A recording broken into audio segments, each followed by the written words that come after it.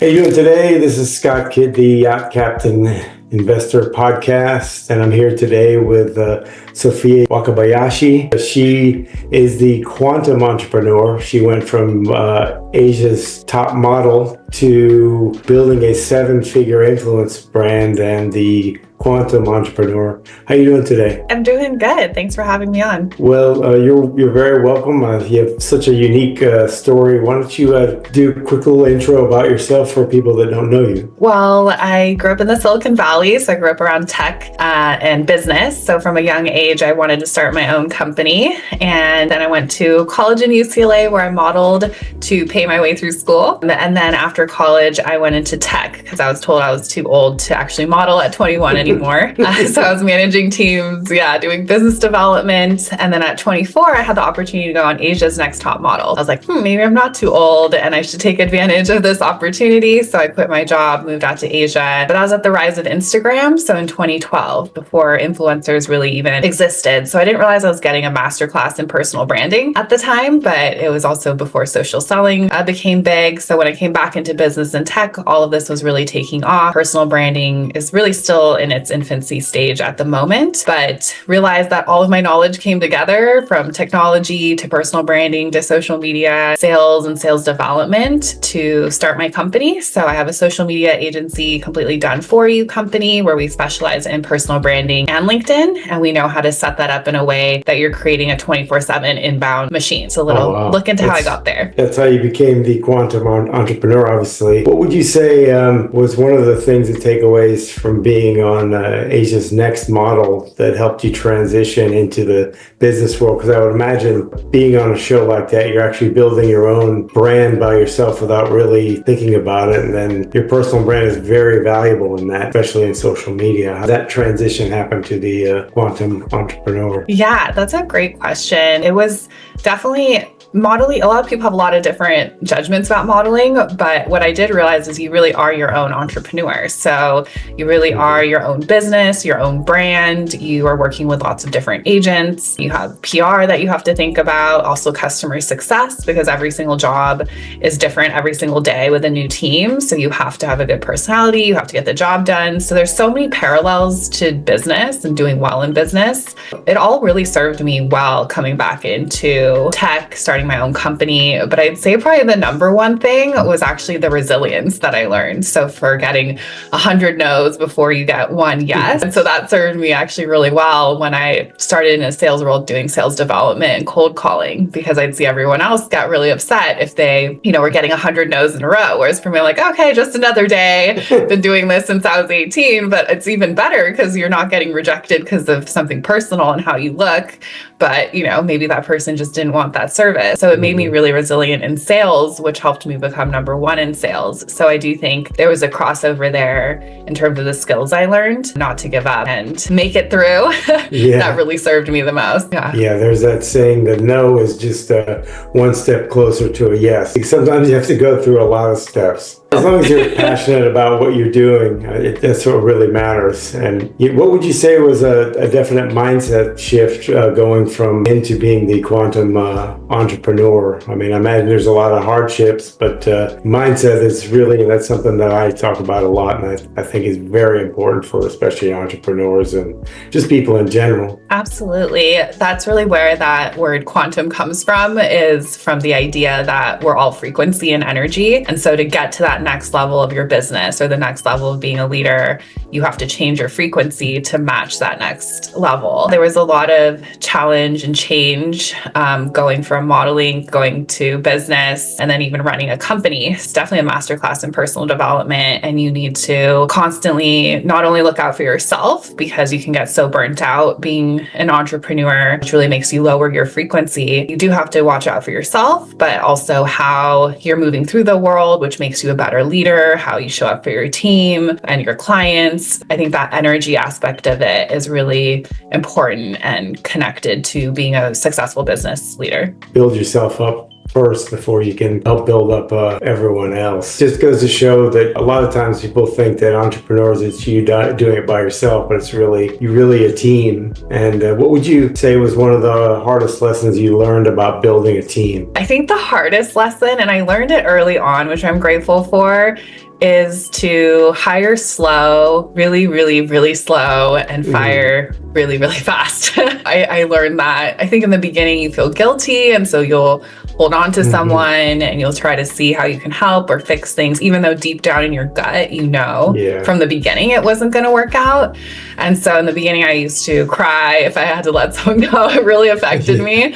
But then you do build up a resilience to that too, and learn that it's just one has to happen sometimes, and you have to do what's best for the company and the team. But then you also learn how to, again, just like move on, spot things quicker. Now I definitely hire a lot slower, really evaluate what I need. But that's changed the game for me and my company, because I think a lot of companies can go under by hiring too much and having too much high turnover. You want to keep the right people in the right seats. And I know we've gone through that on the boats, especially for me, and then, you know, business especially. It's keeping people around just because you like them, they're good, they make you feel good, but they're not really fulfilling their obligation. It's one of those things where in the last few years I had an issue where I had a few team members that, you know, I always figure that I can help retrain them, or hey, maybe I'm not doing this right, so I want to get in there and do that. And then it ended up that I was just spending too much time with those particular people, and that was just kind of a hard lesson where I should have probably just cut them loose, and it would have been, you know, and they're probably thriving somewhere else, you know. And also, you know, it just goes to show you that a lot of times we feel that maybe as an entrepreneur that we have to get in there and help and do that. But if they're not doing their job, you need to probably find someone else for that seat, you know. But switching gears and stuff, you're heavily into social media and LinkedIn. You know, what would you say that you see as one of the biggest mistakes you see people make when on, say, LinkedIn, when they're working to build their personal brand? People make a lot of mistakes, but I'd say a few of the big ones are, one, just treating it like a side task, because now personal branding really is just so much more important than company branding. All the data points to that. People trust a company more, feel connected more to a company on social media, and they're more likely to buy. A lot of people are still not taking their personal branding as seriously as they should. So they're also not seeing it as a company. So you do have to sit down and think of, what are my values? What is my image? What's my aesthetic? What's my tone? And really hone into the details of it, and then commit to it like a company too. So you do need to put yourself out there. You need to create content, and you need to understand the platforms and how they function differently, because you could be posting content every single day, but if you don't know how to trigger the algorithm the right way, get your content shown to the right people, then you're also wasting that effort. So there's some clients that come to me and they're actually already hiring someone to post and design content, $1,000, $1,500 a month.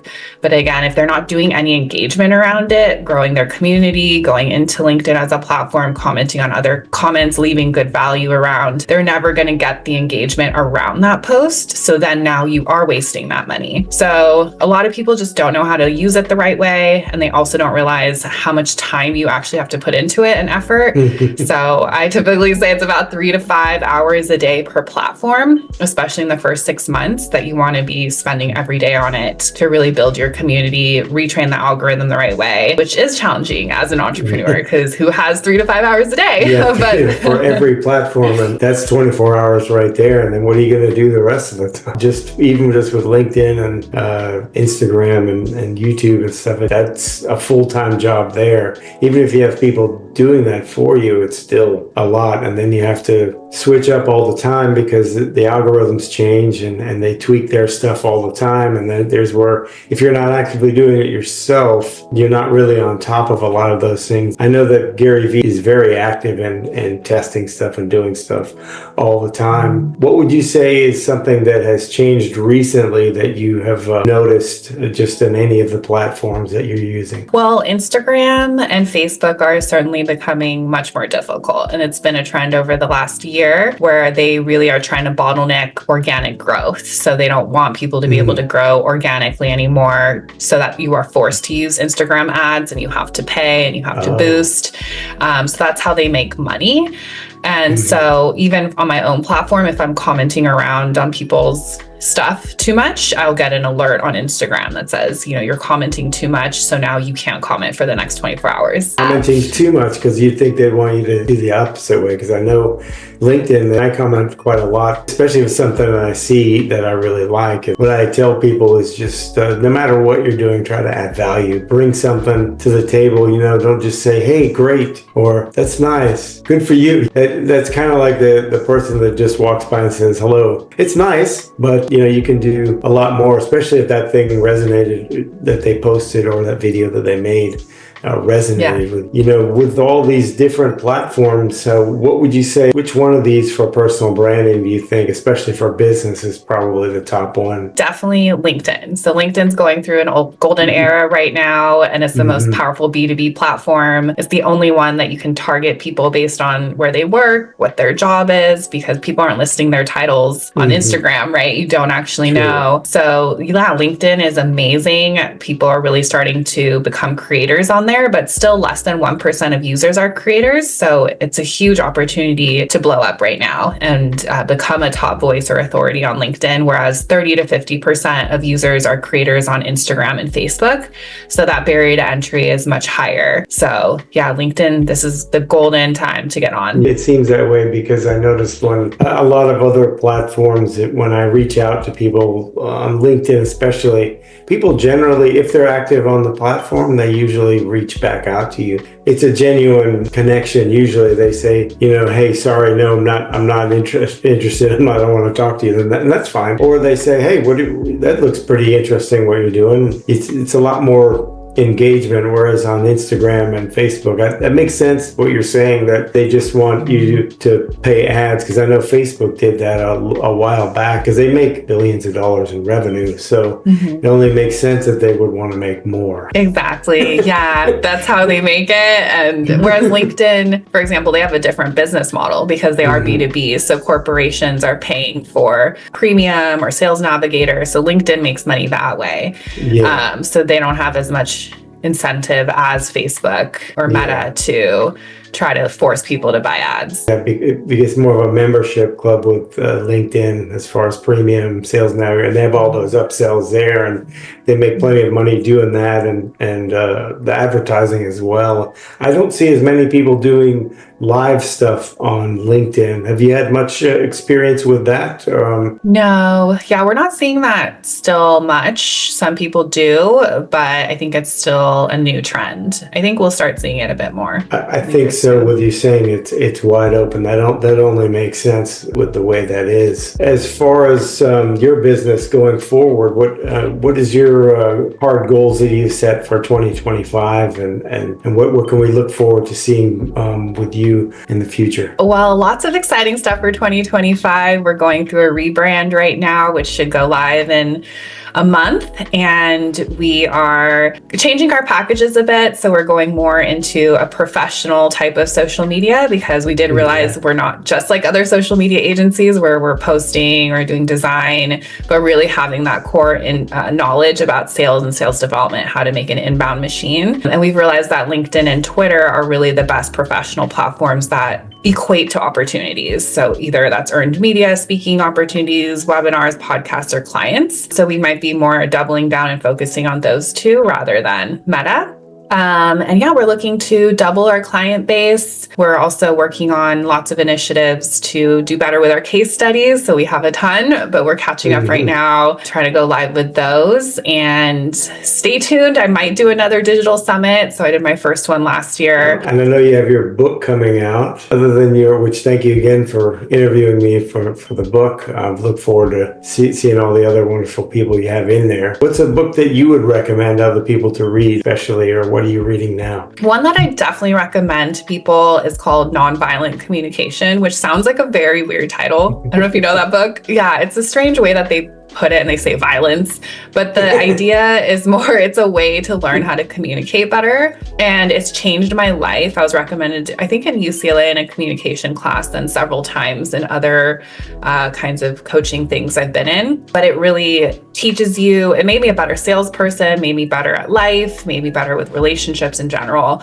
And I think as an entrepreneur, because you need to know how to communicate well. But to just give an example of a concept out of that book would be, say, for example, we all go through the world and we look at objects and we have our opinions on them. And we probably hear our parents do that. So say you go buy a house and you're like, oh, that's an ugly house. But someone else who goes by that house might say that's a beautiful house.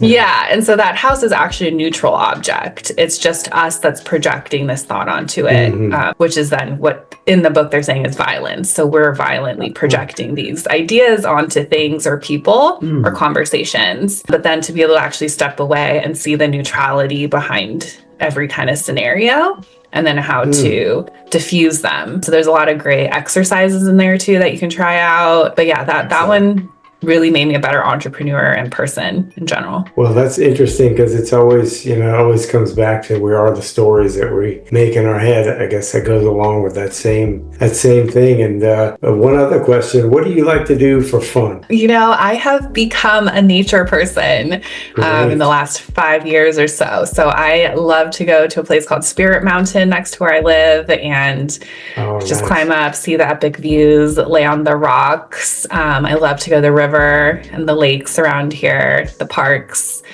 really just soaking up as much time as I can outdoors. And then since I moved where I live, it's a small town, but I did join a shooting range. So I'm part of a ladies shooting club now. So that's been actually a fun little activity I've been picking up on the side. Active shooter in the community. That's nice. I get it. It seems like it'd be fun at the shooting club and stuff. For people that are listening, how do, if they want to people want to reach out to you, how do they get a hold of you? Yeah, well, you can find me on my socials, Sofia Wakabayashi. Most of them are all Sofia Waka. Also on my website, wakagrowth.com. And you can email us at hello@wakagrowth anytime. Well, thank you so much for taking the time to be here today and talk with us. I really appreciate it. I think a lot of people are going to get a lot of content out of this, especially about personal branding and just to keep going. I think it's a great story. Thank you so much. Thank you, Scott. Thanks for having me. You're welcome. We'll see you guys next time.